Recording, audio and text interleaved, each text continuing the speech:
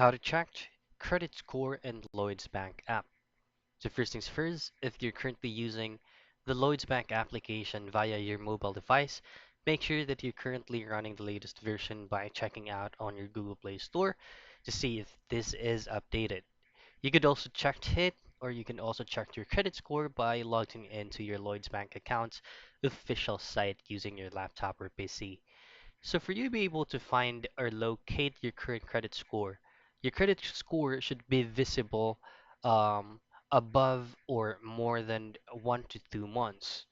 So you already have like any transactions you made from your credit card or from your savings account. Usually credit score will come up if you're a credit card user.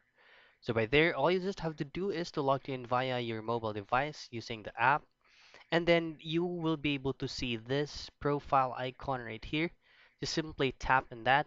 And again, if you already have any transactions that you made from your credit card for the past uh, 2 to 3 months, then you should be able to the have a vision of your current credit score.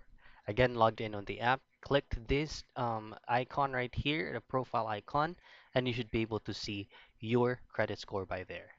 And that's how easy and quick you can check your credit score in Lloyds Bank application.